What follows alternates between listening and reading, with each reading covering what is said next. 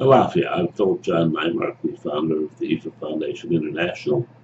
I'd like to welcome you to another iteration of the weekly ifascope.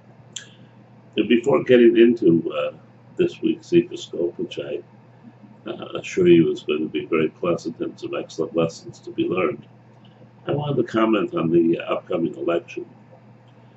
First of all, I think by law, but certainly just by disposition, I stay out of the political venue.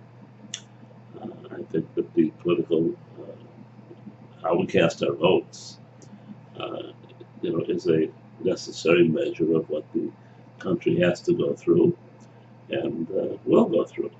And that is something that I don't want anybody to forget, that the United States is the most powerful country in the world, and we will, get through this. But there are two issues,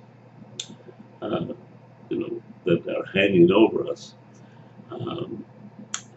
One is, of course, the issue of Ebola, this horrible, previously confined to Africa, where it was quite acceptable to have African men, women, and children dying, as long as it didn't bother us, came rushing in with just a few people at this point in time.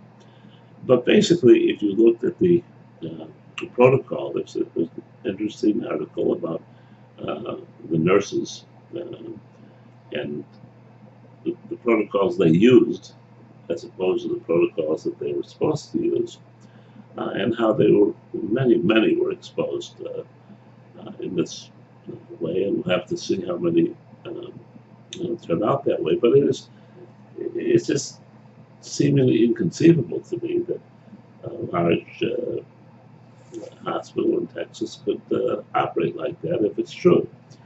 At any rate, certainly we will get this under control, and certainly I think we will actually end up with a vaccine for this, and then we'll go on to vaccines for other things equally or close to being as damaging as that.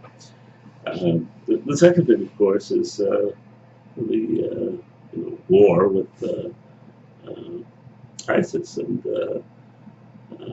it's something that I think none of us can get a real handle on, because President Obama refuses to fight a real war, United States versus ISIS, and he may well be right.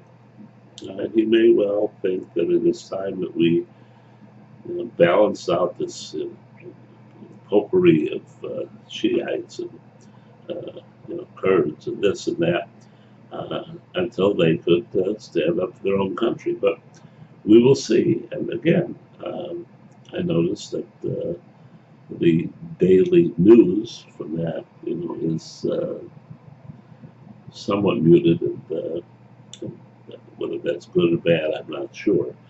But those are the two items, that are impacting us and the rest of the world as well. But they will be dealt with. I can tell you that through divination, and I can tell you that through observation. So as soon as we can get the midterms over with, and get on to a semblance of running the country in certain ways, it'll be a little disquieting. In the meantime, let's follow all of this up with a great reading of A Wandering OB, with A Wandering on the everyday side showing that blockage breaks loose, that previous difficulties or obstacles disperse, and that on the emotional spiritual side, the influx of new ideas, new opportunities, etc., are just going to be terribly abundant. And like all of these kinds of things, it will be declarative of how we decide to approach or to grasp or encompass these ideas. Um, One nice thing about all the distress and unrest in the country is I think we're going back to some basic thinking, and we're starting to get away from short-term gratification. And it's uh, indicated here in this reading. The reading, by the way, comes on path with a very strong Abundant Meiji, suggesting that stick to what we're doing, work hard, get it done. Don't let anybody, you know, deflect or pull us away from our task. And it works out into a very, very nice configuration, of which the subset is success, which also was defined by Abundant Meiji. So we have a very, very strong component of Abundant telling us, hey, let's get it together, seize the opportunities, put our temporal lives in order, and get on with it.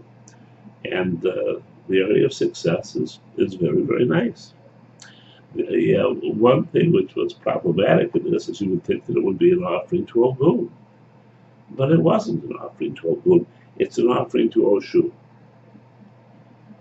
Oshu, by the way, is very closely related to Ogun in many ways, and so perhaps they're going hand in hand here, and it'll all work out for the best. But it is a cigar to be offered to Oshu, along with a glass of pure water, a tea candle or a larger candle if you prefer, and prayers to Oshu to give us the wherewithal, the determination to continue on this path, which is going to benefit us so very, very much. All in all, an excellent divination, and something to think about. The main message here: get it done, don't get distracted, and keep your eye on the ball. Until next time, love and blessings.